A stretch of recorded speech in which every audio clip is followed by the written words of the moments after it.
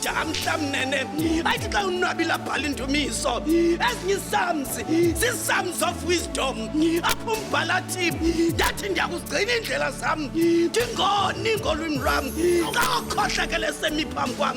Ezinye isams zii-psalms of praise apho oonyana bakakora bathula ihlathula igwiba ezikubanjezelweni ufumaneke luncedo kunene.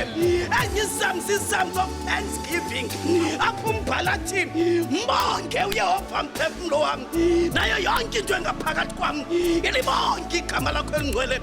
Enye ii-psalms of individual apho umbhala athi undigoqagocile wandazi uyakwazi ukusuka nokuhlala kwam. Ewe bantakwethu le indumiso yekadavide unyana womefrata uyese wasebhetlehem.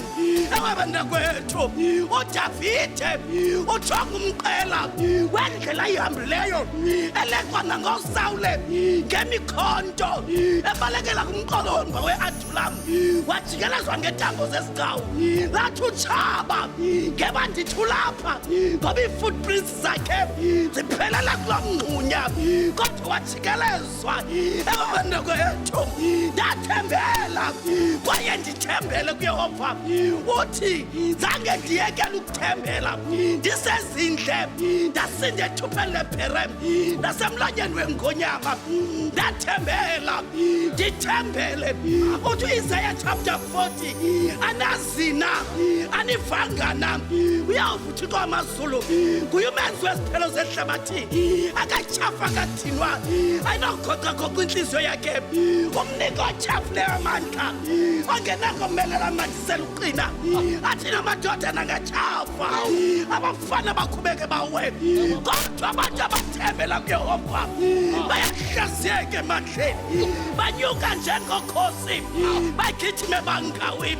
Ndathembela ndithembele kuyehova. Emveni kokuba uPawulosi umfose ethathwa kumhlahlelo oyikiliki eqoqiswe amatyala phambi kwenkundla ka-Agrippa wathi uPawulosi ityala lam andifuni liphele lapha ndifuna ndibhenele eKhesariya lokuxoxwa ngobulungisa kule ndlela uthi xa ithetha apha kule nkundla ndimi ndimangalelwa ngenxa yethemba ledinga ngoba amayuda abantu endikhula kunye nabo basandibalela kube ndingusawule kodwa ngemini enkulu ndabanekelwa ndathembela kwaye ndithembele.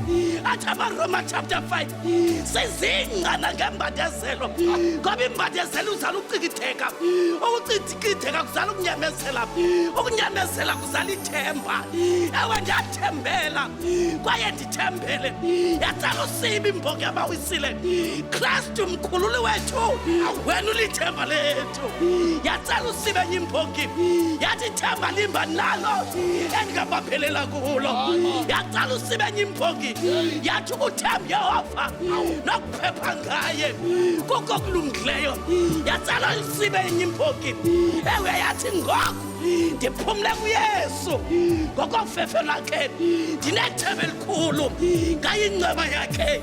Arise men and women of this nation, arise. God bless you.